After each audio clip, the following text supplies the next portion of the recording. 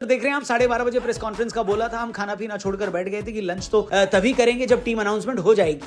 घर वाले खाना खाकर बैठ गए, उनका खाना अंतड़ियों में पहुंचकर हजम भी हो गया और बीसीसीआई वाले टीम अनाउंस नहीं कर पाए।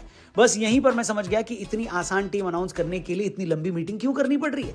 कुछ तो ऐसा है जो हम एक्सपेक्ट नहीं करेंगे और वाकई में जब टीम बनकर आई तो जोर का झटका जोरों से लगा।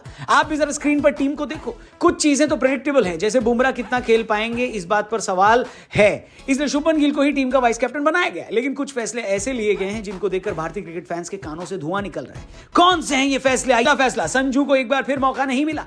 देखो ये बात सभी जानते हैं कि बीसीसीआई ऋषभ पंत को बहुत पसंद करती है और वो उनको अनकंडीशनल बैकिंग देते हैं। मैं ये बात समझ गया, लेकिन टी20 क्रिकेट में बेहतरीन फॉर्म में रहा एक बल्लेबाज जिसका ओडीआई में भी एवरेज 55 से ज्यादा का है, उसको आखिर किस वजह से ऐसे बल्लेबाज से पीछे रखा गया जो इतने मौके मिलने के बाद वनडे में 33 की एवरेज से खेल रहा है। संजू के साथ इनडिसिप्लिन वाली प्रॉब्लम भी नहीं है और न ही संजू डोमेस्टिक क्रिकेट खेलने से मना करते हैं, बल्कि खुद आगे बढ़कर खेलते हैं। तो फिर मुझे ये लॉजिक समझा देना भैया कि संजू को वनडे में क्यों नहीं लिया। सोशल मीडिया पर लोग कह रहे हैं कि संजू वनडे में आएंगे, लेकिन अगले साल, क्योंकि अगले साल टी20 वर्ल्ड कप है, वहां पर संजू को टी20 में ड्रॉप करके वनडे का हिस्सा बनाया जाएगा। फिलहाल संजू के फैंस के पास हमेशा की तरह इंटरनेट पर justice for Sanju Samson hashtag चलाने के अलावा और कोई चारा नहीं है। आप भी बताओ, अगर आप सिलेक्टर, कप्तान या कोच होते तो चैंपियंस ट्रॉफी के लिए किसको ले जाते, संजू या ऋषभ पंत? हेलो। फैसला नंबर 2, सिराज को ड्रॉप करके हर्षित राणा को खिला लेना। सोशल मीडिया पर तो लोगों को इस फैसले के बाद अब ये साफ साफ लगने लगा है कि ये टीम गौतम गंभीर बना रहे, वरना अचानक से हर्षित राणा का इतना प्रमोशन समझ के बाहर है। चैंपियंस ट्रॉफी जैसे बड़े टूर्नामेंट में सिराज का एक्सपीरियंस छोड़कर हर्षित को ले जाना किसी की समझ में नहीं आ रहा है।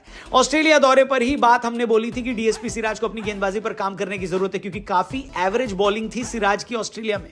लेकिन भैया रेड बॉल गेंदबाजी की वजह से आप किसी को व्हाइट बॉल में थोड़ी ना ड्रॉप कर दोगे, और रेड बॉल में भी उनका फॉर्म खराब होने की वजह का जस्टिफिकेशन दिया जा सकता है। सिराज ने 2023 के बाद से भारतीय क्रिकेट में सबसे ज्यादा ओवर फेंके हैं। इतना तो इंडिया में खाली टूथपेस्ट की ट्यूब को नहीं रगड़ा जाता जितना सिराज को रगड़ा गया है। इसके बावजूद सिराज बॉल दर बॉल, ओवर दर ओवर हमेशा जान लगाकर बॉल फेंकते ही नजर आए, लेकिन इसके बदले में उनको टीम से ड्रॉप कर दिया गया एक नए गेंदबाज के लिए जिसके सर पर टीम इंडिया के कोच का हाथ है। सोशल मीडिया पर तो लोग यहां तक कह रहे हैं कि अभी कुछ दिनों पहले मनोज तिवारी के साथ जो गौतम गंभीर की कंट्रोवर्सी हुई थी, उसमें गौतम को सपोर्ट करके जो स्टोरी लगाई थी हर्षित राणा ने, ये उसी का परिणाम है। चलो ये तो लोग बोलेंगे, लेकिन आप बताइए, एक हाइपोथेटिकल सिचुएशन फिर से आपको देता हूं, अगर आप सिलेक्टर, कोच या कप्तान होते तो चैंपियंस ट्रॉफी में हर्षित को ले जाते या सिराज को? कमेंट करके बताना। तीसरे फैसले की तरफ बढ़ते हैं, करुण नायर को टीम में शामिल न करना।